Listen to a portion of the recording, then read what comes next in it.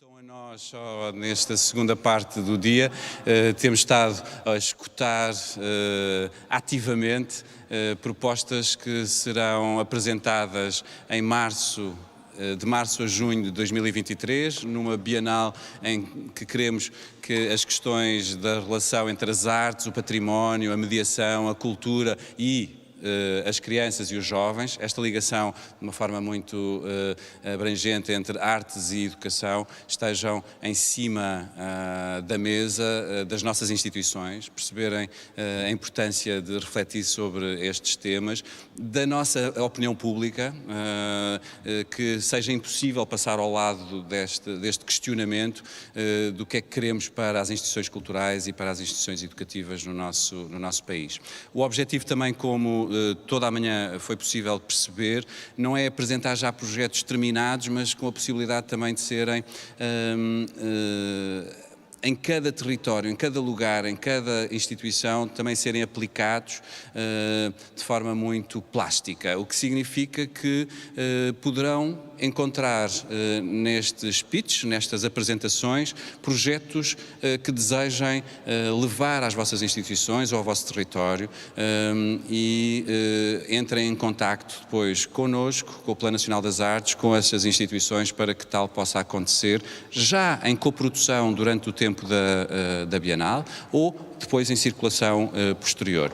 Este é o primeiro de uma série de encontros como este. O nosso desejo é que também aqui se possa criar uma rede de encontros de parceiros que permaneça para lá até da própria Bienal, deste projeto, mas ao longo destas apresentações, esta é a primeira, a próxima será dia 4 de maio, seja possível escutarmos uns aos outros, conhecermos melhor o que cada instituição faz e como nos podemos juntar para fazer melhor. Deixem-me dizer-vos que se havia alguma dúvida, eu julgo que nenhum de nós teria essa dúvida, mas continua a surgir no país às vezes esse fantasma de que não há nada a acontecer ou que as coisas estão todas mal, ao ouvirmos os projetos que aqui já foram apresentados e todos os outros que vamos continuar a ouvir e a conhecer, percebemos que já há muito feito e que não é um ponto de partida zero, longe disso, é já um trabalho notável realizado no nosso território que temos que valorizar e promover ainda mais. Esse também é o desejo desta Bienal, que aqueles que estão então a chegar agora marquem nas vossas agendas e pensem também com as vossas estruturas e com os vossos colegas que projetos querem fazer para entre março e junho de 2023 e coloquem-se em contacto uns com os outros para que os possam fazer com mais força ainda em todo o território.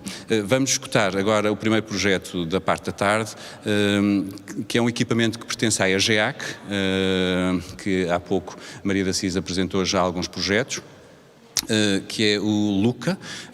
A Susana Menezes irá apresentar um conjunto de projetos que o Luca tem previsto para este tempo, mas o Luca também merece ser apresentado como um projeto ele próprio especial, porque é um teatro que se dirige na sua programação à infância e à juventude.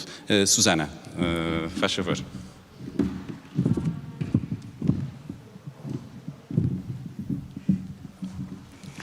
Obrigada, Paulo, obrigada, PNA e obrigada, Teatro Nacional São João. É maravilhoso estar neste sítio a fazer este encontro convosco. É muito bom voltar ao Porto. É um enorme prazer estar aqui com tantos amigos e parceiros na cidade onde surgiu em 2001 o primeiro serviço educativo num teatro municipal, assumido como uma programação regular e continuada, propositora, com um programador e um orçamento independente.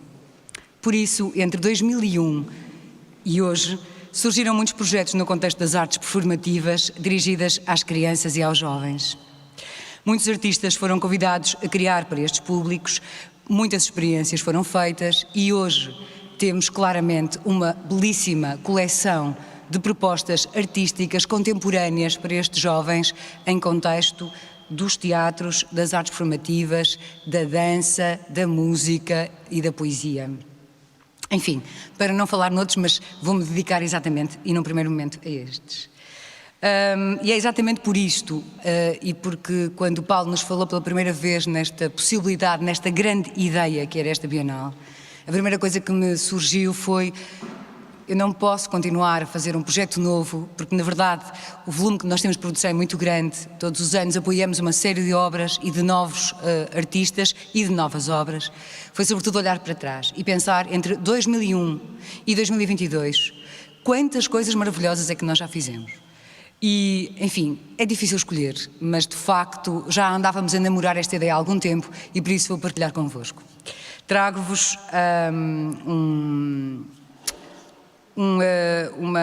uma seleção, enfim, de um trabalho que foi feito entre 2007 e 2021. Isto porque em 2007 nós desafiámos os Praga a realizar um espetáculo para crianças. Na verdade foi o seu primeiro espetáculo para crianças. E eu acho que não podíamos estar aqui a falar de obras para estes públicos sem ouvirmos os artistas. E por isso eu pedi à Cláudia Jardim que nos dissesse exatamente porque é que um dia decidiram aceitar fazer uma criação para estes públicos. Por favor, Sra. Vílio, pode pôr-me o vídeo. Muito obrigada. Há uma coisa que nos acontece muitas vezes ao Teatro Praga, é que nós somos atraídos pelo abismo. E foi um bocadinho isto que nos aconteceu com a nossa aproximação aos espetáculos infantis, que é quando nos lançam um desafio de uma coisa que nunca pensámos fazer, automaticamente a primeira coisa que pensamos é sim, vamos fazer. Foi assim que aconteceu em 2006, quando a Susana nos convidou para fazer o Hamlet, e isso foi um momento decisivo para nós enquanto estrutura, enquanto companhia, porque fomos completamente surpreendidos pelo processo, ou seja, havia e há ainda um bocadinho uma ideia de que os nossos espetáculos são difíceis, não são apreensíveis, e nós, um bocadinho na brincadeira, um bocadinho a sério, dizemos sempre que trabalhamos para o futuro, estamos a fazer espetáculos para amanhã. E, nesse sentido, trabalhar para o público mais jovem é potenciar essa ideia de trabalhar para amanhã. E também é democratizar esta ideia de que os espetáculos são, de facto, para todas as pessoas e podem chegar a todas as pessoas. E eu faço os espetáculos para crianças com a mesma honestidade, seriedade e o mesmo compromisso artístico e ético com que faço os espetáculos para adultos. Portanto, neste sentido, e é também muito comum que isto nos aconteça, que é, somos surpreendidos por um desafio, automaticamente, quando é um desafio, dizemos que sim, e depois vira-se contra nós, porque ficamos um bocadinho cativos daquilo. Pronto, é isto, é assim o nosso processo. Pronto, é isto. Seguramente seria muito mais se eles pudessem estar aqui, mas não é o momento hoje.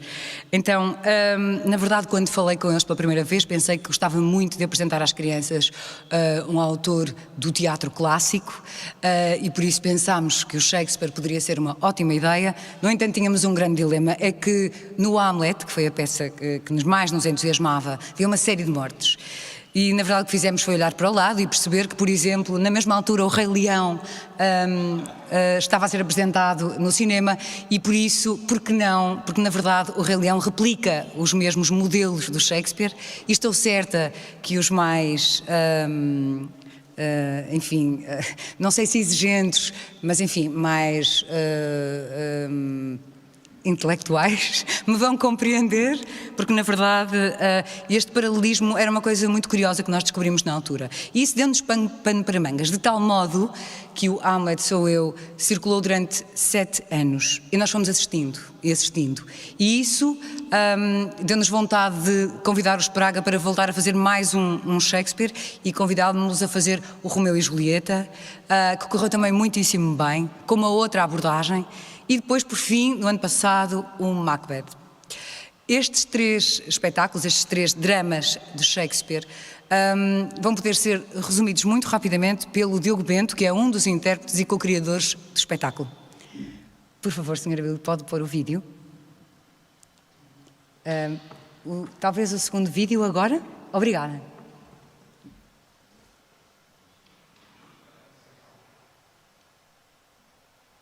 Estas são algumas das imagens dos espetáculos. E agora o Diogo. Olá, o meu nome é Diogo Bento, sou um dos co-criadores dos espetáculos Hamlet Sou Eu, Romeu e Julieta e Macbeth. Estes 3 espetáculos foram criados por 3 pessoas, pela Cláudia Jardim, pelo Pedro Penin e por mim. E, por norma, a sua execução, digamos, os intérpretes residentes destes espetáculos, que os levam por este país fora, sou eu e a Cláudia Jardim. Então, estes espetáculos foram construídos a partir de 3 tragédias shakespearianas. O Hamlet, o Romeu e Julieta e o Macbeth. Isto, de certa forma, é um dos princípios que os une. Outro princípio que une estes 3 espetáculos é que nós pretendemos, de facto, que em cada um dos espetáculos o público saia a conhecer a história. Ou seja, em todos os espetáculos, são feitos vários resumos, são contadas várias versões da narrativa da peça, para que depois, no último resumo, na última tentativa de resumir, de apresentar a peça, sejamos não só a fazer, mas também isso aconteça com mais pessoas do público, portanto, com os mais novos que ali estão connosco. Portanto, os 3 espetáculos partem deste princípio, ou seja, a narrativa é contada várias vezes, digamos que há um resumo que é sempre muito breve e muito disparatado, e depois há um outro que é, digamos, mais sistemático, mais próximo daquilo que é, de facto, a narrativa shakespeariana, a peça de William Shakespeare, para depois, no último, nós possamos estar descansados porque, tendo sido apreendido o enredo da peça, os mais novos possam, de facto, desfrutar desse conhecimento que têm e contar a história de uma ou outra forma. Ou seja, no que diz respeito ao Hamlet Sou Eu, aquilo que acontece é que é um espetáculo que nós fazemos várias vezes o resumo e, no final, é o próprio público que sobe para o palco e que se transformam eles nos atores da nossa peça. Nós queremos uma espécie de mentira, dizemos que os outros atores se atrasaram, perderam o autocarro, qualquer coisa, e, portanto, imediatamente, o público mais novo, eles disponibilizam-se para vir para o palco fazer o espetáculo connosco. E nós distribuímos vários adereços, que já temos preparados naturalmente, para que cada um deles possa desempenhar uma determinada função, de acordo com determinada personagem. No Romeu e Julieta nós contamos várias vezes a história para depois no final podermos recontar a história segundo uma receita que é exatamente de Romeu e Julieta. Ou seja, é uma sobremesa que existe mesmo no Brasil e que a única diferença é que em vez de ser uma sobremesa de queijo com goiabada, nós substituímos a goiabada por marmelada, exatamente porque dizemos que era aquilo que o Romeu e Julieta gostavam de ter feito mais, mas que não puderam. E, finalmente, no que diz respeito ao Macbeth, nós contamos várias vezes a mesma história e depois, no final, recontamos a narrativa através de jogos de computador. Portanto, estes 3 espetáculos, o grande desafio é estar bastante atento a todos os inputs que vão sendo dados da parte do público, porque, contrariamente a muitos dos espetáculos que têm uma quarta parede e os atores ignoram as reações do público, aqui nós não só tentamos integrar todas as reações, todos os pensamentos, todas as questões que vêm da parte da plateia, mas, inclusivamente, até as estimulamos. Fazemos perguntas, confrontamos, propomos outras visões. Portanto, o diálogo é, de facto, um diálogo constante entre público e atores. E isso é aquilo que é mais desafiante nestes 3 espetáculos. Diria que a grande diferença entre eles, apesar destes princípios, destes pressupostos que os unem, a grande diferença é que, enquanto que o primeiro espetáculo, que é o Hamlet, que é 2007, ainda é um espetáculo muito preso em adereços teatrais, digamos, em adereços teatrais, numa forma mais teatral, essa forma teatral vai-se, à medida que os espetáculos avançam, vai-se libertando. Ou seja, do teatro passamos para uma cozinha, onde ainda são usados utensílios, e de repente, para fazer a receita, e da cozinha saltamos para os jogos de computador, onde de repente, inclusivamente, esta noção de representação de uma pessoa para uma personagem se vai diluindo, acabando inclusivamente pela narrativa ser contada através de jogos de computador, como acontece no Macbeth. Portanto, acho que são 3 espetáculos ainda completamente diferentes, são muito aliciantes, porque vivem muito deste confronto, deste contacto com o público, e são muito vivos, e todos eles muito diferentes, exatamente porque de cada vez que nós estamos a fazer também vamos nós acrescentando coisas e vivemos também desta reação com o público. E diria que é isso. Obrigado. Pronto, é isto. Penso que como programadora e quando fomos desafiados para pensar num programa que integrasse a Bienal de 2023, eu achei que era mesmo muito importante fazer uma espécie de um ponto de situação sobre estas 3 obras, que foram muito paradigmáticas e, quanto a mim, importantes não só no percurso dos artistas, mas também no contexto da criação para crianças em Portugal, e por isso agregá-los e permitir um olhar um pouco mais distanciado, também mais contextualizado, e em conjunto estamos a desenhar este programa, que está ali, podem ver, portanto, que são a reposição dos 3 espetáculos, e depois a soma de um programa paralelo, quer para crianças, quer para professores. Neste momento tínhamos, aliás, 2 parceiros estratégicos, que era o Centro Cultural Vila Flor e o Teatro Viriato, sendo que neste momento, como ambas as diretoras artísticas saíram desses 2 equipamentos, estamos com toda a força, com toda a convicção. Estou certa que encontraremos outros parceiros que poderão somar ideias a este corpo que nós estamos a construir em conjunto. Obrigada a todos.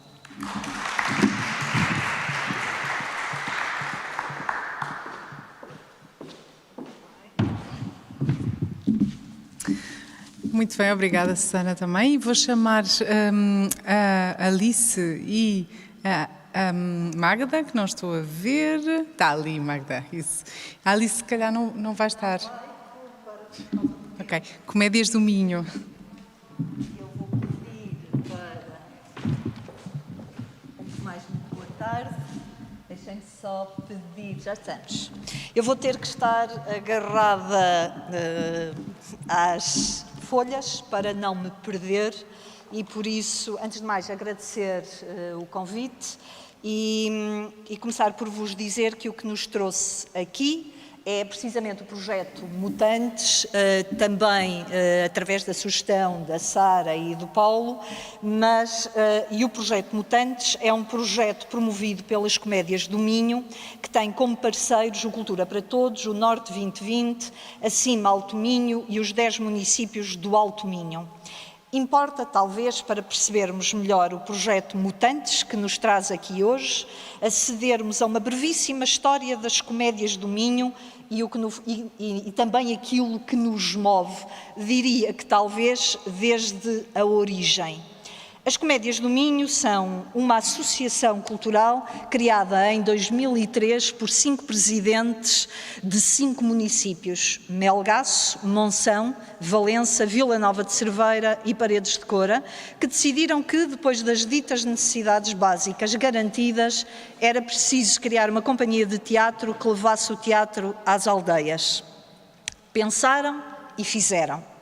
4 anos depois, em 2007, para além da companhia de teatro, as Comédias do Minho passaram também a ter um projeto pedagógico e um projeto comunitário, que vieram ampliar e fortalecer os meios de acesso e participação cultural promovidos pelas comédias.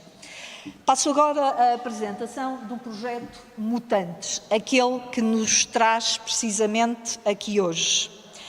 O projeto Mutantes, vamos lá ver se vamos até ele, acho que sim. O projeto Mutantes faz parte das práticas e princípios que definem as Comédias do Minho e resulta, assim, da vontade de continuar e consolidar e diversificar o trabalho que desenvolvemos no acesso e participação nas artes performativas contemporâneas. Onde é que este projeto acontece? Ele acontece nos 10 municípios do Alto Minho.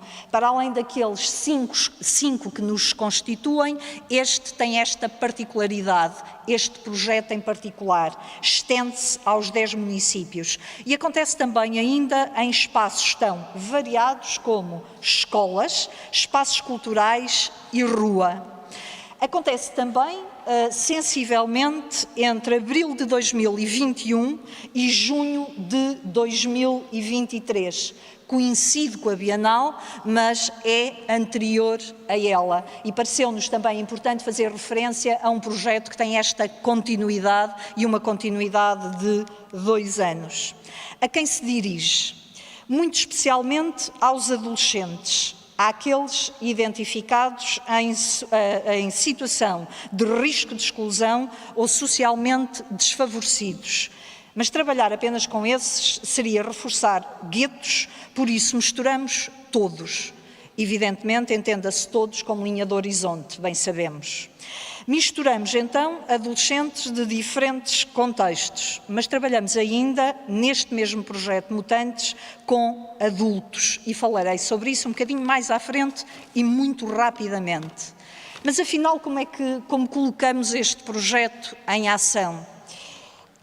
Através de um conjunto de oficinas, orientadas sobretudo por artistas educadores e alguns meios ainda relacionados com a produção de conhecimento.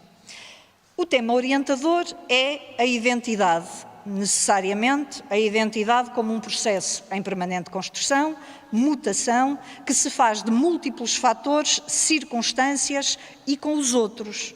Ninguém se faz sozinhos e somos muitos dentro de nós.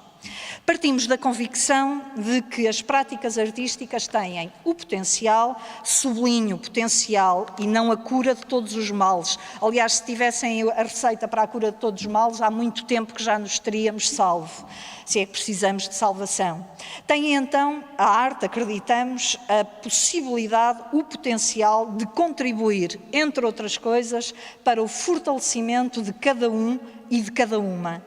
Quando falamos de identidade, falamos de valorização da singularidade e de inclusão. Mas quando falamos de inclusão, falamos de inclusão de vozes e não de um resgate de qualquer periferia para ser incluída num centro. Que cada uma, possa ter voz e não tenha necessidade que a voz lhe seja dada ou que outros falem por si. De igual importância, consideramos também que cada uma, seja também capaz de escutar, que cada um possa contar a sua história e que escute a dos outros. O que seria de um mundo em que cada um de nós tivesse só a sua voz e sem ninguém para poder escutar. Que tipo de abordagem desenhamos para este projeto? Uma abordagem que tentamos que seja sistémica, porque afinal estamos todos ligados. Afinal, os adolescentes não vivem sozinhos no mundo. O projeto Mutante estende-se, por isso, também a professores e outros profissionais interessados na área da educação e das artes. Por isso, temos oficinas de continuidade e oficinas sazonais para os adolescentes, mas que, na verdade, os professores também estão por perto, sobretudo nas de continuidade, e temos ainda também oficinas de capacitação, não é a expressão mais feliz, mas enfim, agora para simplificar, oficinas pensadas para, então, especialmente para professores e outros profissionais, mas também outros interessados na área da arte e da educação. Não esquecemos que cada professor anualmente tem cerca de 100 alunos sob a sua responsabilidade, a sua influência. Por isso, cuidar de um professor é poder cuidar de muitos adolescentes.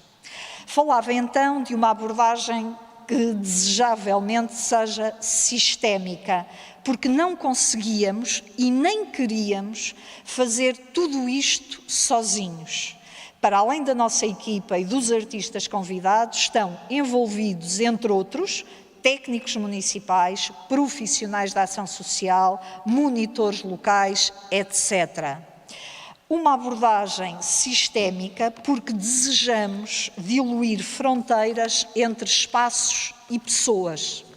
Uma escola e espaços culturais sem muros, onde os artistas vão às escolas, alunos e professores recebem os artistas, saem e ocupam os espaços culturais do seu município. E recordo que estamos a trabalhar com 10 municípios. Os técnicos municipais, profissionais da ação social, familiares, são envolvidos. As comunidades assistem às apresentações públicas quando estas acontecem. Formam-se pessoas, criam-se empregos, aumentamos a nossa equipa, mesmo que temporariamente, porque não podemos fazer mais com as mesmas pessoas. Pessoas circulam pelo território, só artistas neste projeto estão envolvidos cerca de 70. E porque importa refletir e criar memória para o futuro, temos para culminar o projeto um encontro teórico-prático, uma publicação e documentos videográficos, onde constam, entre outras coisas, as vozes dos participantes e dos artistas.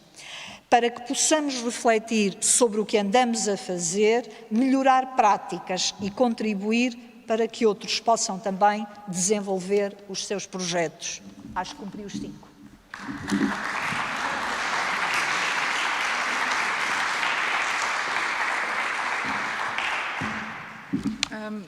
Então, só dizer-vos que também pedimos à Magda que nos apresentaste esse projeto, que não é um projeto novo, que no fundo não foi pensado especificamente para a Bienal, porque nasceu antes sequer de alguma vez falarmos na Bienal, mas porque é um projeto que, ao envolver esta linha sistémica que inclui os artistas, os jovens, os professores, e é muito importante, a Magda falou aqui da questão de um professor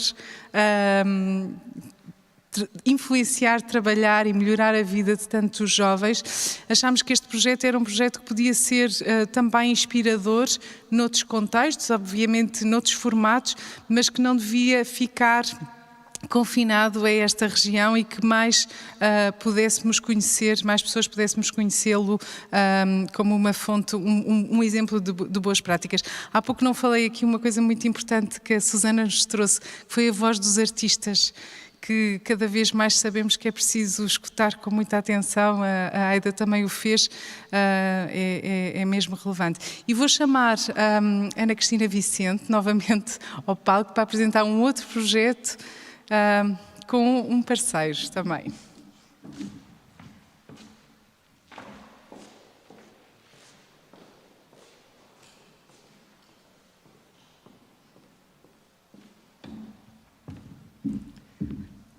Agora é boa tarde. O Teatro Municipal do Porto, desde que passou a ser dirigido pelo Tiago Guedes, pensou, desde o início, um projeto continuado. O Tiago foi desenvolvendo este projeto na altura com a Dina Lopes, agora comigo. O que era este projeto continuado? Pretendia-se que com um artista ou com um grupo de artistas, trabalhar com um grupo da comunidade durante um período mais longo que o habitual, num projeto que depois teria uma apresentação pública e que durante esse período em que o projeto se iria desenvolvendo, esse grupo da comunidade pudesse também ter uma ligação ainda mais próxima com o teatro e com as atividades que nós propunhamos. O último projeto continuado que fizemos, ainda em contexto de pandemia, foi difícil, chamava-se Famílias Imaginárias, de Joana Providência, e reunia famílias de artistas com os seus filhos, com famílias da comunidade. Uma avó com uma neta, uma mãe com 2 filhos, um pai e um filho, e depois que resultou numa apresentação pública em junho do ano passado. Para este ano, com as questões da pandemia, já não conseguimos realizar, mas no ano letivo 22-23 vamos retomar o projeto continuado. O que é que aconteceu? Nós fazemos, como muitas instituições aqui presentes, muitas sessões com interpretação em língua gestual portuguesa. E uma das escolas que foi assistir a uma das nossas sessões para escolas, no fim os professores vieram ter connosco e pediram-nos para fazermos um projeto continuado com a escola secundária Alexandre Herculano, com os alunos surdos do secundário desta escola. Portanto, estávamos a falar há pouco desta história de trabalhar com as escolas, trabalhar com os professores, e aqui foi mesmo uma coisa que surgiu muito natural. Vieram ver os nossos espetáculos e a escola precisava de um projeto destes, queria muito fazer um projeto destes. E então este vai ser o nosso projeto de 22-23, vai ser desenvolvido com a Casa da Animação, tenho aqui ao meu lado a Regina Machado e o Pedro Dourado, vamos desenvolvê-lo com estes alunos do secundário. Provavelmente o primeiro encontro com os alunos será ainda este ano, no fim do segundo período, princípio do terceiro período, será um primeiro encontro. Vamos desenvolvê-lo da seguinte forma: durante o primeiro e segundo período há uma série de oficinas, até técnicas, para aprenderem algumas técnicas de animação 2D, estou a dizer bem, pixelação, stop motion, portanto, várias oficinas, onde também vão aprender a construir histórias, criação de personagens, portanto, várias técnicas, e daí deverão resultar 4 curtas-metragens, que, se tudo correr bem, depois a Casa da Animação, com o seu background e com o seu know-how, provavelmente conseguirá entrar nos concursos dos festivais que têm esta categoria para curtas feitas em caráter de oficina. E também fazemos esta apresentação depois em junho, isto será fim de maio, princípio de junho, a data ainda não ficou fixada. Isto será acompanhado também de um making-of. Portanto, haverá também elementos da equipa da Casa da Animação ou dos artistas que a Casa da Animação convida para fazer este making-of e os alunos também poderem assistir. Este projeto também terá uma componente de exposição. Nós provavelmente montaremos uma exposição no momento da apresentação, mas essa exposição depois também poderá ser montada na escola.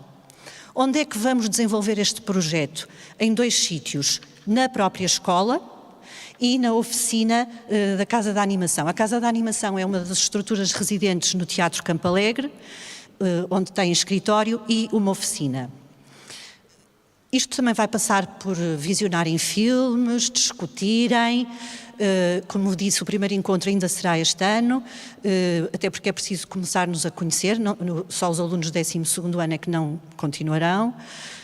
Os temas dos filmes e vai haver todo um ajustamento deste programa àquilo que são os desejos daqueles alunos.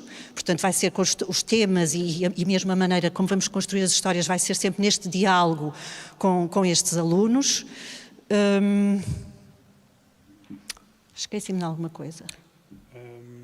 Não, acho que sim. A Casa da Animação tem, se calhar muitos de vocês já conhecem, tem uma longa tradição em trabalhar nas escolas, com as escolas. Portanto, este projeto pode ser, o resultado deste projeto depois pode circular, obviamente, como a Casa da Animação tem uma longa experiência de trabalhar com escolas e, portanto, também estão disponíveis para colaborar com as escolas que lhes lancem outros reptos.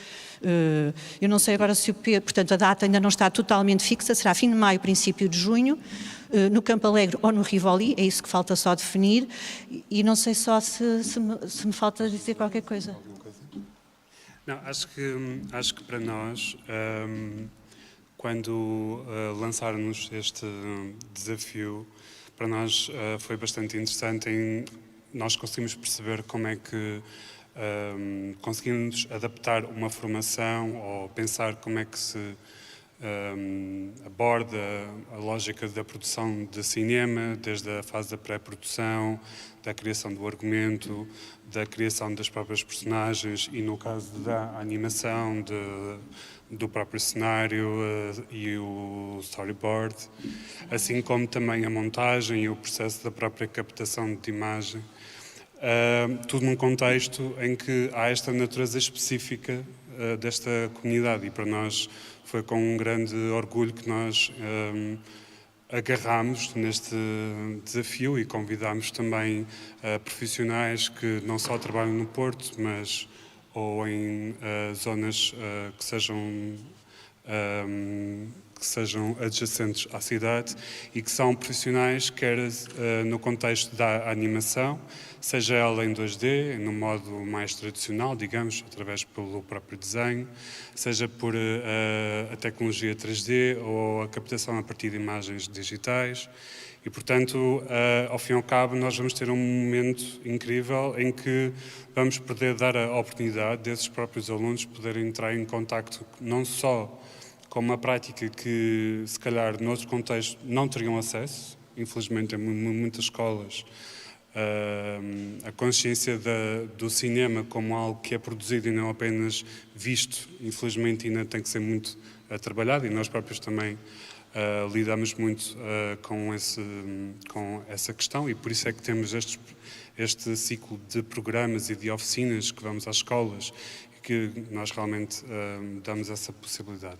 Mas mais do que isso é também tentar perceber de que forma é que um cinema e que uma linguagem que já está tão vinculada a uma ideia de uma imagem em conjugação com um som, né?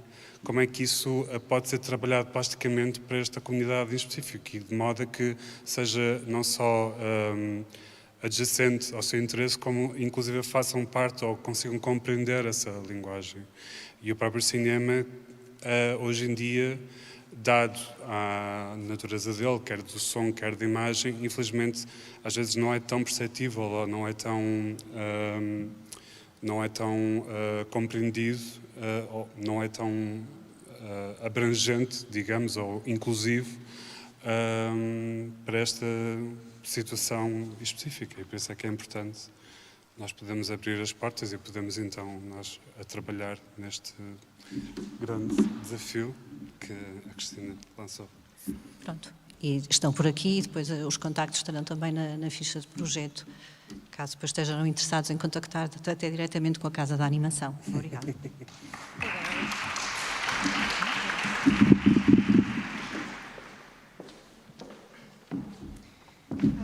Então, em linha com esta ideia das escolas serem efetivamente polos culturais e nesta dimensão até de longevidade de projeto, não é? Este projeto chama-se Projeto Continuado porque reside na escola, é construído na escola, e é esse processo que no fundo constitui a própria transformação.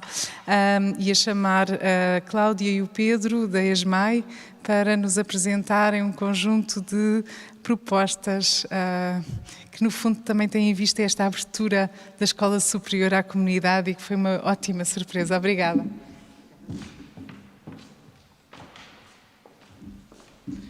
Boa tarde. Antes de mais, felicito esta iniciativa e agradeço profundamente o convite. Agradecemos em nome da ESMAI. Eu e o Pedro estamos aqui a representar a Escola Superior de Música e Artes do Espetáculo, ESMAI, e, num breve preâmbulo, nós não somos uma estrutura de produção, nem de programação.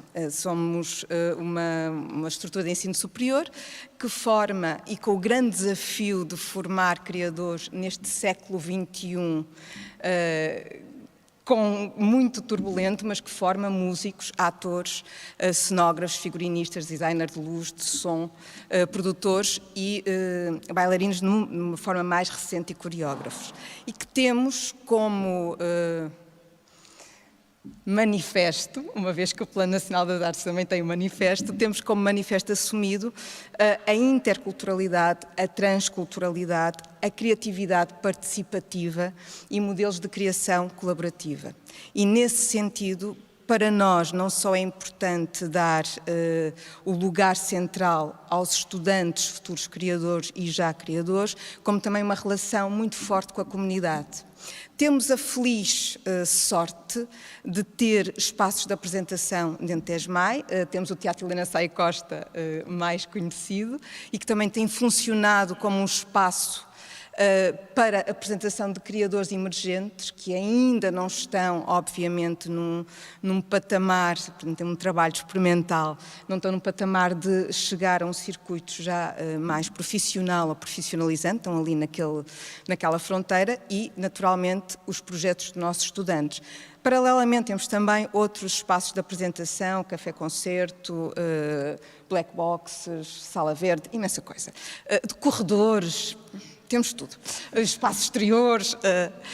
Eu venho da parte do teatro, nós aqui fizemos 2 propostas e o desafio foi muito saudável, e no fundo também apresentamos um trabalho de continuidade. Ele não é novo. É nova a criação, e o primeiro, que se intitula O Poeta Não Está Aqui, que é um espetáculo de teatro, com direção artística do encenador António Durães, direcionado para um público adolescente, e que parte da obra poética do Manuel António Pina. Não só da obra poética, mas do teste Pina, que foi o próprio autor que o criou, e que consiste numa pergunta muito simples. O que é que nós, aos 15 anos, diríamos se nos confrontássemos com nós aos 50 anos? E atrás deste jogo vêm os desejos, as intenções, as expectativas, aquilo que deixamos cair ou não queremos deixar cair, ansiedades, etc. É sobre esse exercício, sobre quer da obra poética de Manuel António Pina, quer também destas questões que construímos o espetáculo. Os nossos espetáculos, são feitos com estudantes. Este projeto vai ser elaborado e é o segundo ano que vamos usar o mesmo teste e a mesma temática com os estudantes do primeiro ano. Estudantes de 17, 18 anos. E que nos chegaram, nós pensamos sempre muito, refletimos em conjunto, encontramos estratégias sobre aquilo que nos trazem, as inquietações que nos trazem. E efetivamente, cada vez mais, estes jovens artistas nos chegam extraordinariamente ansiosos, desiludidos, desanimados, sem sonhos. E é um projeto também de voltar e de trazer essa ideia do jogo, do lúdico, do acreditar, da possibilidade da mudança. E para nós, neste projeto concretamente, é muito importante que o público, que haja um lado de relação também com um público adolescente, um público em que a proximidade é muito grande. Bom, este é o primeiro projeto, é um projeto que vai acontecer. Nós estamos a falar de projetos que vão acontecer porque estão no nosso plano curricular, eles funcionam dentro do plano curricular e enquanto objeto artístico que está aberto à comunidade. Vai acontecer no Teatro Helena Sai Costa e é facilmente transportável, ou seja, é muito fácil de estar em digressão, de ser adequado para espaços alternativos, para black box, para espaços informais, espaços abertos. Este será um primeiro projeto. O segundo projeto é um projeto que já tem uma longa duração, 10 anos, que é um duplo, efetivamente, em boa verdade, é um duplo projeto. É um projeto teatral e é também um objeto fílmico. É um filme. É feito em parceria com a Escola Superior de Media Arts e Design do Instituto Politécnico do Porto e é sobre Gil Vicente. Gil Vicente, por muitos considerados o pai do teatro português e que é dado, em termos das escolas, é dado nas peças mais canónicas, é de uma extraordinária riqueza em 3 parâmetros que nós consideramos importantíssimos. Um deles, obviamente, pela riqueza dramatúrgica, artística e estética que encerra a obra, e a obra são 40 peças e não só aquelas mais trabalhadas. Depois, por algo que nós consideramos importantíssimo trabalhar, isso de um ponto de vista também com os estudantes, mas numa relação mais alargada, que é o lado linguístico. O lado linguístico, semiótico e como é que há esse trabalho sobre a língua portuguesa e nesta passagem de um galaico ao português para o idioma português. E depois, naquilo que nos é capital neste projeto, que é um projeto que já tem 10 anos, que é todo o retrato que Gil Vicente faz do seu período, do seu momento, um retrato, como sabemos, social, político, cultural, retrato humano também, retrato de uma paisagem de um país em construção ou em tentativa de construção e que nós, este é um projeto com os alunos finalistas, que já têm outra maturidade, como é que nós fazemos um olhar anacrónico sobre a obra vicentina e como é que o vamos apresentar nesta relação com a realidade sociocultural, sociopolítica portuguesa, é sempre nesse olhar. É também, ou será no próximo ano, dirigido pelo António Durães. Nós fazemos sempre 2 peças. Sabemos que a Floresta de Enganos, já agora, assim um parênteses, eu sei que estou no tempo, que está agora em cena do Teatro Nacional São João, numa encenação de João Pedro Vaz que eu adorei, portanto aconselho, se puderem ir ver. É um excelente espetáculo. Estreou ontem.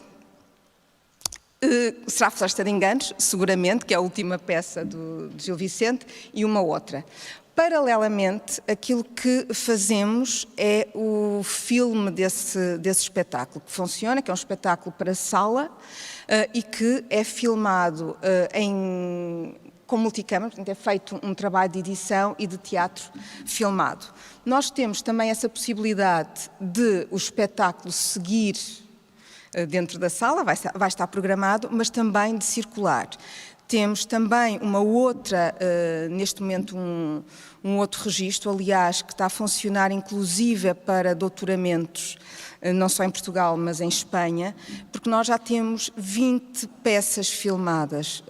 Temos feito cada projeto, nestes 10 anos, temos filmado, que também é um objeto para quem estiver interessado ou nessa relação com as escolas, que é fácil passar e pôr a circular estes filmes que já correspondem a 10 anos de atividade. E acho que já falei demais, depois deixo se tiverem alguma questão e passo ao Pedro. Foram duas. Olá, boa tarde. O meu nome é Pedro Santos, venho também da Escola Superior de Música e Artes de Espetáculo. Sou o diretor do Departamento de Música e, portanto, neste momento compete-me a mim fazer essa apresentação.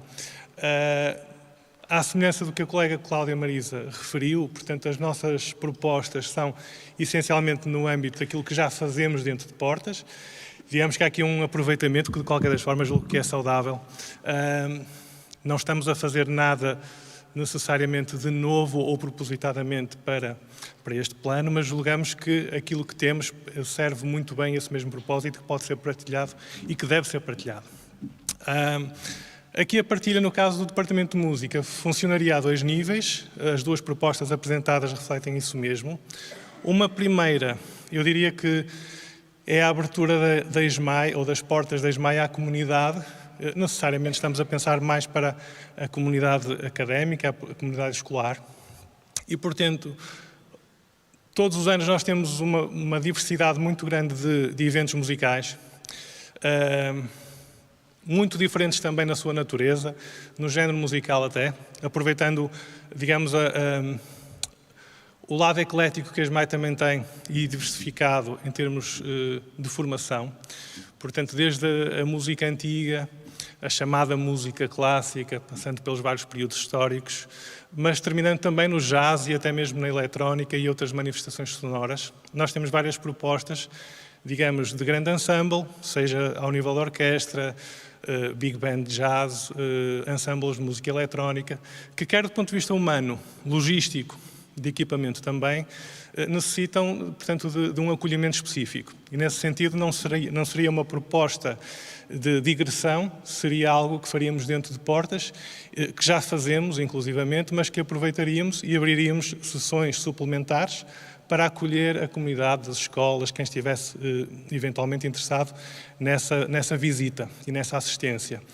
Os concertos que fizéssemos, ou que vamos fazer nesse contexto, têm também um papel, ou teriam um papel pedagógico, no sentido em que não seria meramente a assistência de um concerto, mas tentaríamos dar contexto e consolidar aquilo que os estudantes veem e ouvem.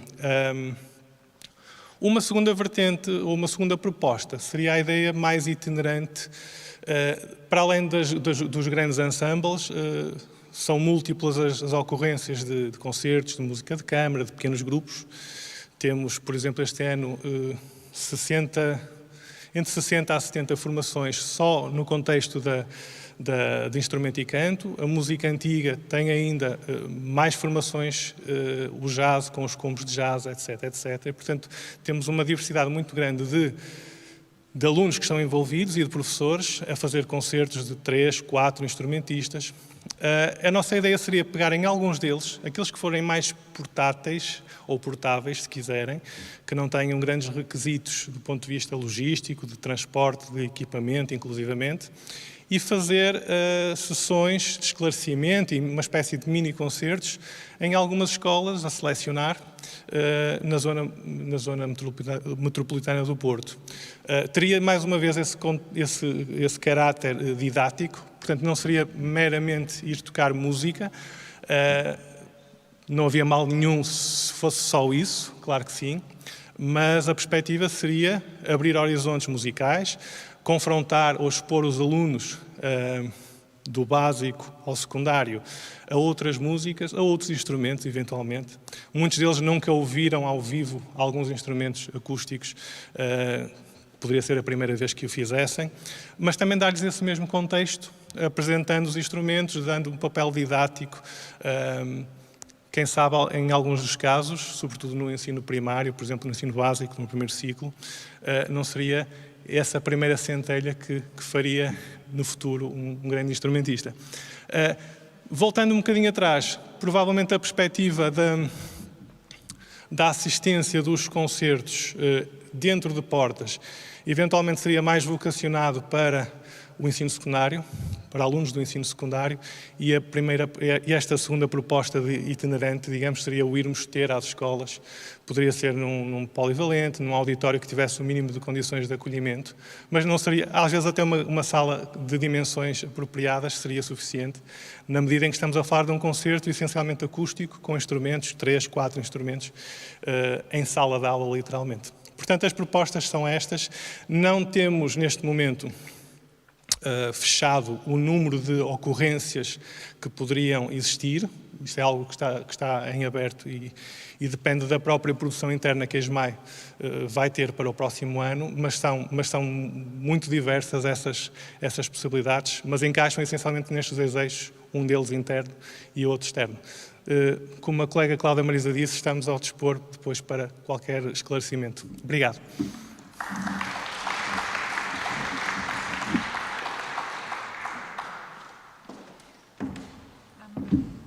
Então, acho que é para tomar nota nas escolas, o que acabamos de ouvir, vamos tentar também apoiar a circulação deste projeto. E também a propósito de um outro projeto feito em ligação às escolas, mas agora de um sítio de património, o Castelo de São Jorge, chamava a Raquel Guerreiro para nos vir apresentar o projeto.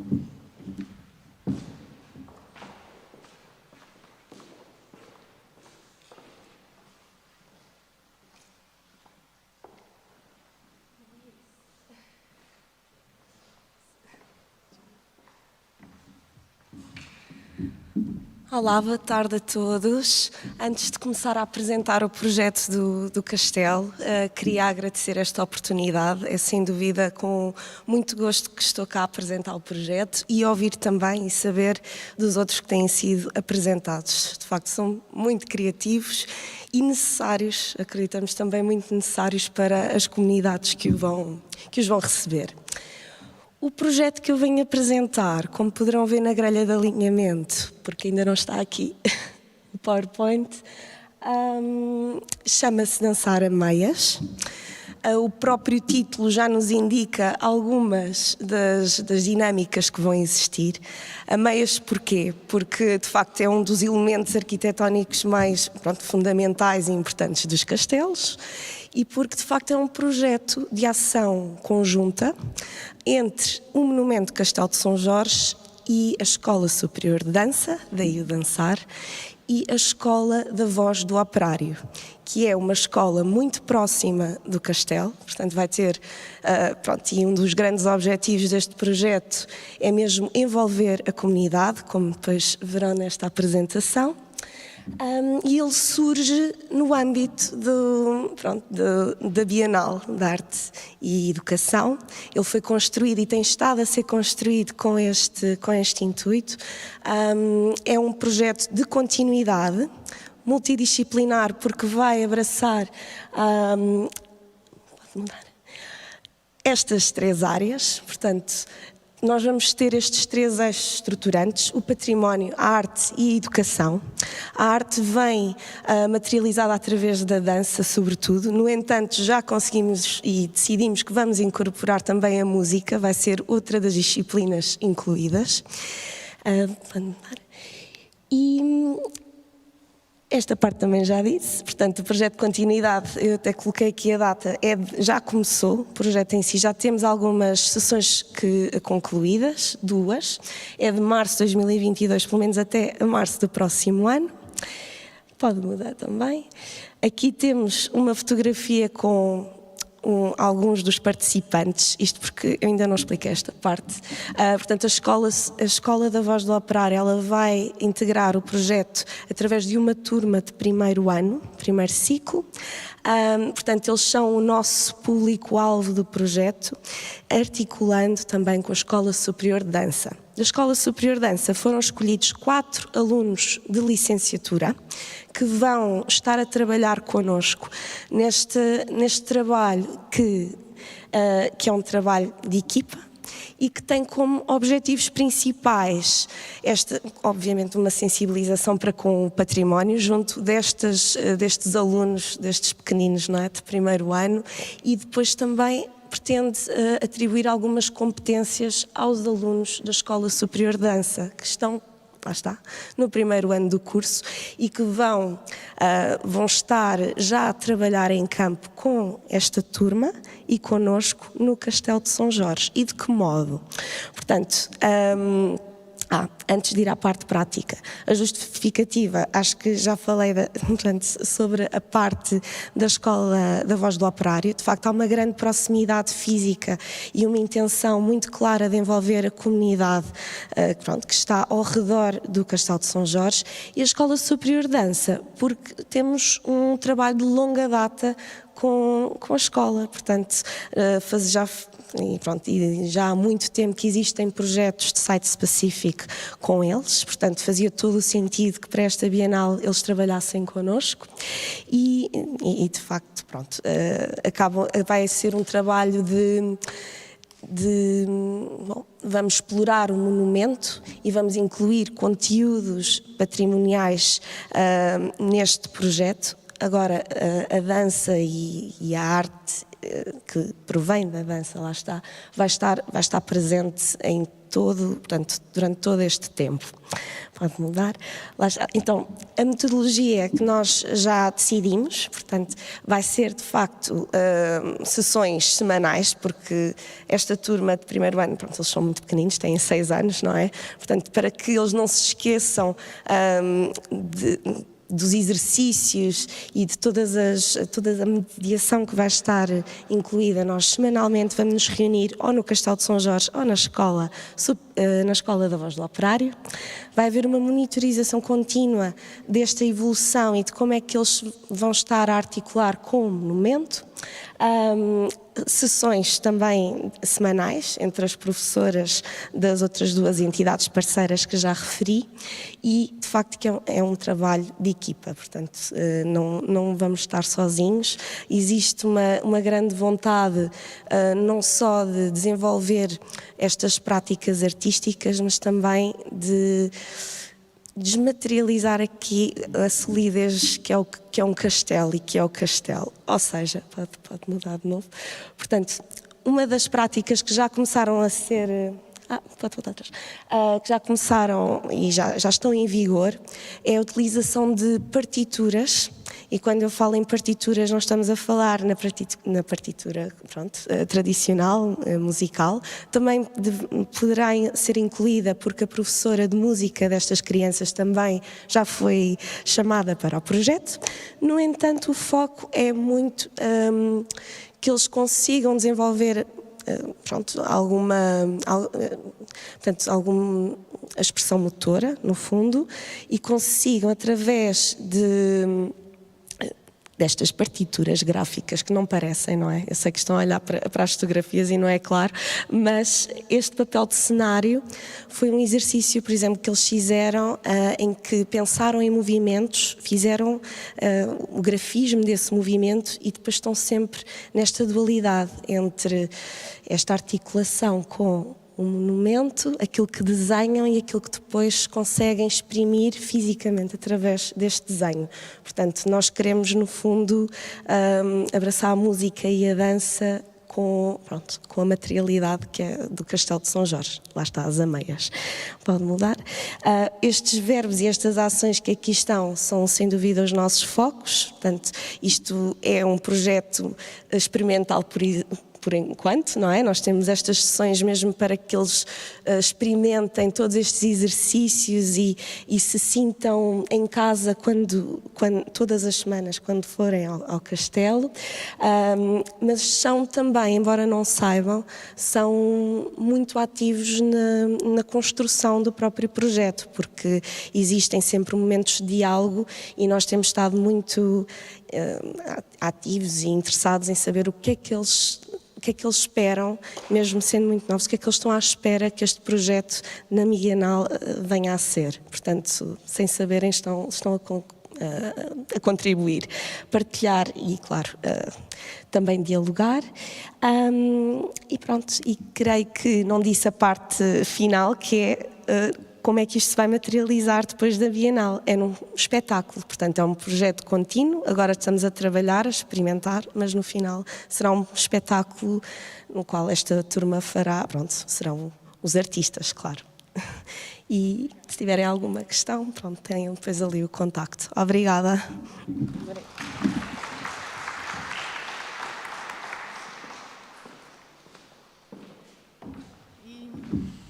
Agora vou chamar a Rita Jerónimo. Quisemos também que os museus, os palácios, os monumentos que estão até sob a tutela da Direção-Geral do Património Cultural também pudessem estar presentes. A DGPC fez essa interligação, mas quis também apresentar um conjunto de propostas muito englobadoras e em linha com os desafios, com as premissas da Bienal. E é isso que a Rita nos vai apresentar agora.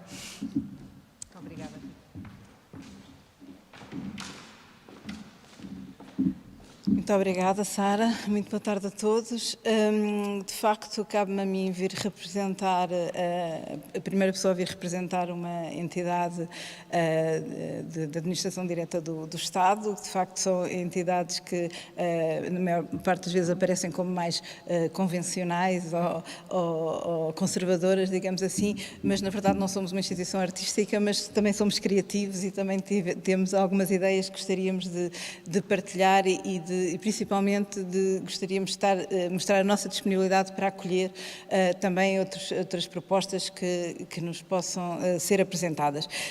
Eu estou aqui então em representação da Direção-Geral do Património Cultural, que é a instituição do Estado que tem a seu cargo a salvaguarda, gestão e divulgação do património cultural, que em si mesmo o património cultural, desde logo, na sua essência, é aquilo que nós queremos preservar para deixar para as gerações seguintes e, portanto, a função educativa, obviamente, é uma das nossas principais funções e, inclusivamente, refletirmos em torno do que é isto da educação também faz parte da nossa missão e a que públicos queremos chegar, como queremos lá chegar aos nossos públicos e, portanto, também faz parte da nossa missão essa reflexão.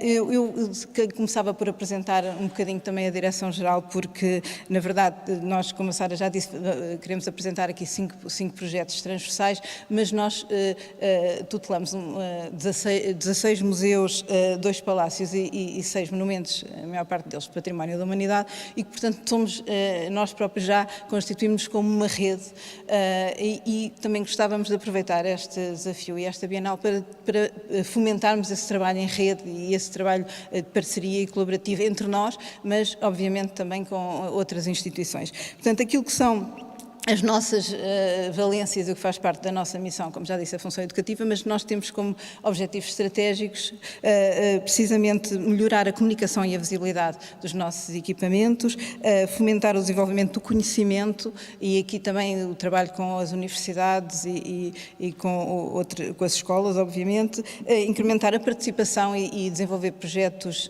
participativos cada vez mais, chegando, como já disse, a novos públicos, mas também promover a sustentabilidade e a responsabilidade social, também potenciar o nosso capital humano. A Direção-Geral tem um histórico já resulta de várias fusões e de várias instituições, já teve várias tutelas e, portanto, as pessoas temos consciência do potencial e o capital humano que temos, que também, no fundo, esta transmissão do conhecimento é dos fatores que queremos, de facto, desenvolver.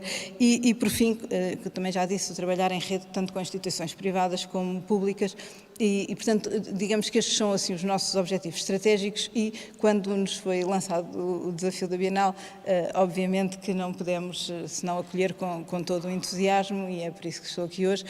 Obviamente que os museus, os palácios, os monumentos que tutelamos irão responder diretamente, porque têm autonomia, para o fazer ao repto do Plano Nacional das Artes, e terão os seus próprios projetos. O que eu venho aqui apresentar são os projetos transversais que a DGPC está empenhada em trabalhar, nomeadamente através da criação de 2 provedorias de serviço cultural e educativo e da inclusão e cidadania, que são, digamos assim, a nossa intenção a criar estas provedorias foi precisamente criar esta ligação entre todos os monumentos e criar projetos que possam ser extensíveis a cada um deles e que possam também circular entre eles. Portanto, como dizia, o desafio foi aceito, e estes projetos que trago aqui são o primeiro esboço, digamos assim, daquilo que pode ser o nosso trabalho, e muitos outros, estou certa, se irão seguir a estes. Portanto, estes projetos visam, no geral, estimular a criatividade, a literacia, a partilha intergeracional e multicultural. Portanto, este é, assim, digamos que o pano de fundo, e queremos trabalhar em vários eixos: divulgar, refletir, explorar, dinamizar e participar. Então, nesta lógica, o primeiro projeto tem a ver com uma exposição itinerante. Como já disse, queremos, no fundo, também valorizar e homenagear todo o legado que temos em termos históricos nos nossos serviços educativos, e, portanto, será a constituição de uma exposição itinerante sobre o que se irá chamar, isto é um título provisório, obviamente, os serviços educativos no património cultural, e contar um bocadinho a história. Nós DGPC, os museus da DGPC também foram pioneiros, digamos assim, também pela história que têm os museus nacionais na criação de serviços educativos, e contar um bocadinho essa história de como surgiu, e homenagear todas as pessoas que trabalharam nesses projetos pioneiros. E neste projeto desta exposição, a ideia é também não só homenagear o legado, mas também mostrar projetos novos, projetos que têm sido feitos, projetos que podem ser repegados, que hoje com outra visão, mas que também fazem parte da nossa história e que também, no fundo, também permitem olhar para o futuro. Este projeto tem esta ideia de itinerância. Uma coisa que não disse, mas ficou subentendido, é que os nossos museus são, digamos, em várias partes do país, e, portanto, também tem esta ideia de coesão territorial e de circulação pelo próprio território nacional, e trabalhar em rede e valorizar os projetos de cada um dos nossos museus, e será para decorrer entre março e dezembro de 2023. O segundo projeto tem a ver com o eixo de refletir. Como eu disse, também faz parte da missão da DGPC pensar o que é isto, que missão é esta, qual é a nossa missão, nomeadamente na parte educativa, e, portanto, pensámos em fazer uma conferência intitulada Património Cultural e Educação, que também é, obviamente, um título provisório, Educação e Mediação, em que a ideia seria juntar especialistas nacionais e internacionais nestas áreas do património, da educação e da mediação cultural. E aqui, obviamente, deixo já aqui o repto a todos que queiram, no fundo, refletir connosco sobre estes temas, que estaremos disponíveis para fazer. Será, em princípio, em maio de 23, e, portanto, a ideia é congregar num momento de reflexão conjunto, organizado por nós, será em maio de 23, como já disse. Portanto, aqui a ideia é a partilha de conhecimento e de experiências. O terceiro projeto tem a ver com um guia de exploração do património cultural para os mais novos. Nós sentimos, de facto, que os museus nacionais, os museus têm como já disse, uma grande dinâmica ao nível do serviço educativo, mas não temos materiais que sejam transversais para trabalharmos em conjunto, criarmos também aqui uma série de ferramentas que possam, no fundo, também fazer a ligação entre os nossos vários equipamentos e os serviços serviços educativos trabalharem com os públicos mais jovens. Portanto, a ideia é fazer um guia que se assuma como uma publicação que se assuma como um guia de exploração do património e que também possa desafiar para o conhecimento de outros patrimónios, obviamente, além dos nossos, mas ter uma publicação que também gostaríamos de lançar em 2023, provavelmente em junho. O quarto projeto tem a ver, como já foi aqui várias vezes falado, como os museus e as instituições culturais também se podem assumir como espaços de criação artística e, portanto, nós abrimos os nossos museus, palácios e monumentos às escolas artísticas e temos desde o ano passado, estamos a fazer uma série de concertos e de atividades com as escolas artísticas e aqui é obviamente um projeto que já lançámos, mas que estamos abertos e disponíveis para trabalhar em conjunto com todos os que estiverem interessados, que se chama Artes no Património, e já trabalhamos com uma série de conservatórios, de academias de música, escolas de artes, que usam os nossos espaços e, no fundo, também acabam por servir para dinamizar e dar alguma projeção também àquilo que são os nossos espaços e nós sermos, no fundo, espaços de apresentação do que é feito nas escolas artísticas e, portanto, isto é que deixa a minha disponibilidade e a disponibilidade da instituição para acolher este tipo de projetos. Por fim, mais dirigido à comunidade escolar, vamos lançar um concurso que se chamará O Património é Nosso e que a ideia é que as escolas, os agrupamentos e as comunidades escolares possam trabalhar em torno de projetos em torno do património, sobre os monumentos nacionais, palácios e monumentos nacionais e museus, e que isto será no sentido de repto, digamos assim, lançado às escolas para que desenvolvam projetos nestas áreas em que nós, enquanto instituição, queremos também poder promover e ajudar desde o ponto de vista financeiro. Este concurso terá um orçamento associado para pormos também os nossos alunos a trabalhar as questões do património, que na verdade são questões transversais, que têm a ver, como já disse, com a história e com a identidade e que, portanto, são questões que fazem todo o sentido de serem trabalhadas ao nível escolar. Estes 5 projetos são só umas ideias que ainda estão muito incipientes e são uma primeira abordagem, outras irão surgir, como já disse, não só dos museus, palácios e monumentos, mas também da própria Direção-Geral, nomeadamente formações que no âmbito da mediação cultural, estamos a trabalhar no âmbito do plano de recuperação e resiliência, a digitalização e as visitas virtuais e, portanto, isto é uma área, nomeadamente ao nível das apps, que nós queremos trabalhar muito nos nossos equipamentos para os jovens, isto será naturalmente uma área que vamos desenvolver, mas também com as universidades o público universitário é um público ao qual, dos estudos que temos feito, temos alguma dificuldade a chegar e estamos a trabalhar também com as universidades no sentido de que a visita aos espaços museológicos possa também ser acreditada para os próprios currículos das universidades. Isto é um movimento que estamos a trabalhar e que é muito importante e a DGPC está, obviamente, muito aberta a estas parcerias e, portanto, como digo, é mesmo só, a ideia era só mesmo mostrar a disponibilidade da Direção-Geral do Património Cultural para, em conjunto com o Plano Nacional das Artes, fazer parte deste movimento tão interessante e tão inspirador que criaram. Muito obrigada.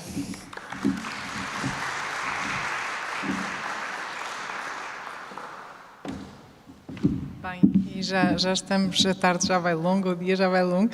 Temos o último projeto também numa escala que não é a escala de uma instituição, mas a escala de uma região.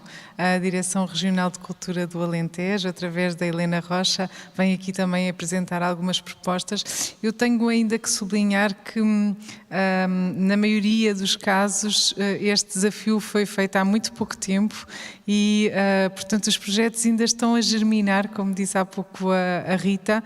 É muito significativa esta adesão, já numa fase ainda tão embrionária em que estamos a pensar em conjunto e isso é de sublinhar.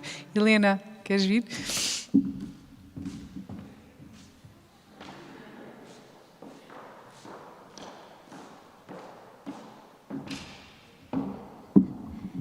Então, boa tarde a todos. Obrigada por me ouvirem, que é o que diz ali.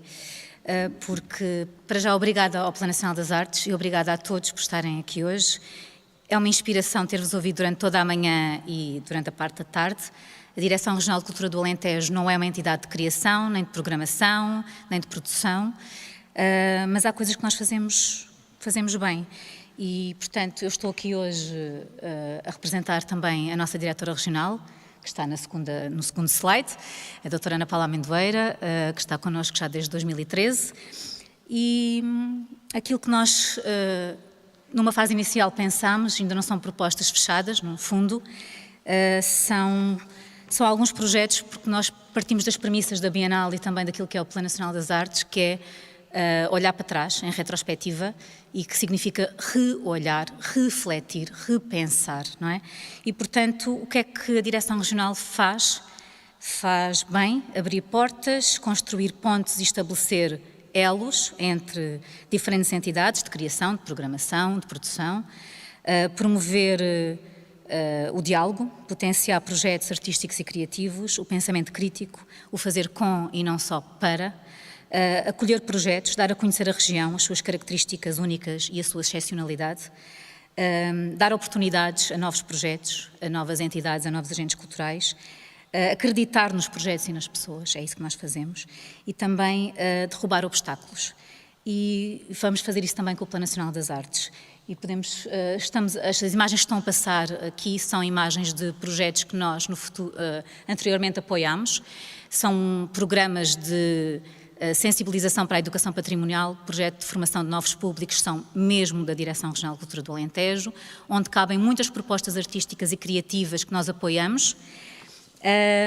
Quando tivemos esta reunião com o Plano Nacional das Artes, pensámos também neste desafio que seria olhar em retrospectiva e apresentar com as escolas e para a comunidade educativa alguns projetos que já apoiamos há algum tempo, nomeadamente o Arquiteturas Film Festival, sempre com temáticas muito pertinentes e muito importantes para a atualidade e, portanto, aquilo que nós estamos a pensar para março, junho de 2023, falando em propostas concretas, será, primeiro, pegar nos ciclos de cinema que nós temos acolhido no circuito itinerante do Arquiteturas e apresentá-los com as escolas para as escolas nesta altura, e uma outra que será também através do documentário da Graça Castanheira sobre o escultor João Cotileiro, que nos deixou há relativamente pouco tempo, podermos, com as escolas, realizar debates, exposições, workshops sobre A Pedra Não Espera, que é o documentário, é o nome do documentário, e aproveitar para dizer a pedra não espera e o futuro também não. E a partir daí podermos construir com as escolas e com algumas turmas alguma reflexão sobre o que é o trabalho da arte pública, o trabalho do João Cotileiro, o que é a escultura, o que é a arquitetura e, portanto, qual é que é a importância disso para a cidade, para a região e para o país. E também porque o hoje é o ontem e também será o amanhã, não é? Portanto, o olhar em retrospectiva tem estas duas particularidades.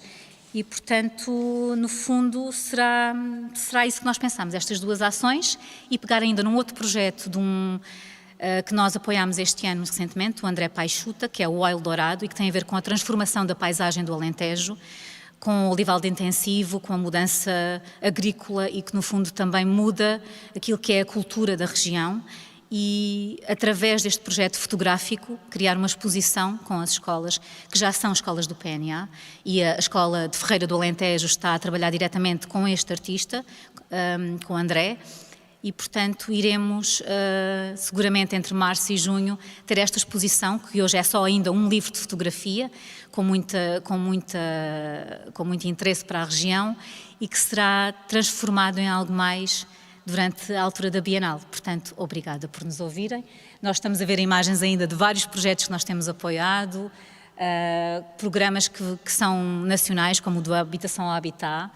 A nossa intervenção é junto de várias comunidades muito diferentes e, portanto, o último slide, isto são debates que nós vamos realizando e nós estamos abertos, isto é para todos os que aqui estão, a acolher propostas no âmbito da Bienal, porque também é isso que nós podemos fazer, é potenciar junto dos espaços que são nossos e que são espaços convencionais e não convencionais, não é? Acolher propostas para desenvolvermos no âmbito da Bienal. Algumas que eu ouvi, penso que seriam muito bem recebidas na região Alentejo e, portanto, se pudermos avançar para o último slide, porque eu não vou de todo utilizar os 5 minutos, se calhar vou utilizar muito menos, porque falo rapidamente, espero que me estejam a perceber. E o último slide diz obrigada por nos ouvirem e estamos disponíveis para acolher algumas iniciativas que sejam necessárias acolher no âmbito da Bienal. São momentos de reflexão que nós fomos tendo com vários criadores da região, profissionais, não profissionais, e que nos ajudam a perceber qual é que é a verdadeira missão da Direção Regional de Cultura do Alentejo para além do património. E, portanto, os objetivos da mesma solicitável. E isto é a pergunta que o PNA nos faz, o que pode dar tudo, o que pode a Direção Regional de Cultura do Alentejo, pode dar alguma coisa, não é? E, portanto, com muita vontade, disponibilidade e espírito de missão. E, portanto, obrigada a todos e em maio voltaremos a encontrar-nos. Muito obrigado, Helena. A Helena sublinhou uma atitude que nos parece absolutamente fundamental aqui, que é esta disponibilidade uns para os outros e a Direção Regional de Cultura, neste caso do Alentejo, mas todas as outras estão também disponíveis para as câmaras municipais que temos estado a contactar e que se têm reunido connosco, para outras instituições locais que trabalharão certamente com o mesmo propósito e com este entusiasmo que aqui já vimos ao longo do dia das vossas instituições.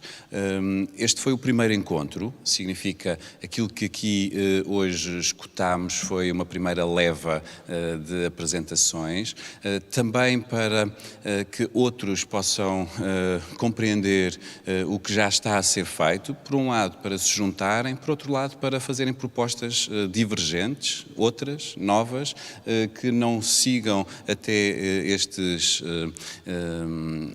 objetivos já aqui apresentados, mas possam pensar em públicos distintos, perceber onde é que se está a sublinhar mais a programação para irmos e chegarmos a outros públicos. O nosso desejo é que em todo o território, durante este período, muitas atividades, boas atividades, para públicos diversificados possam acontecer. Para continuarmos o conhecimento mútuo, no dia 4 de maio teremos mais apresentações, portanto aqueles que ou estejam aqui presentes ou ausentes, mas em contacto connosco durante o dia, façam também as vossas propostas que as instituições que representam já pensaram, ou estão a pensar, ou vão pensar, para continuarmos a construir um programa denso, intenso, que permita colocar e valorizar esta programação, criação, mediação para crianças e jovens na ordem do dia. Muitas experiências sejam possíveis, seja impossível passar ao lado desta temática durante o tempo da Bienal. Ou seja, muito obrigado a todos por aquilo que já fizeram aqui, nos apresentaram. Espero que agora seja o tempo também de muitos contactos e bons contactos para que alguns dos projetos que aqui foram apresentados possam ser também trabalhados em coproduções, circulação e deem origem a outros e a novos.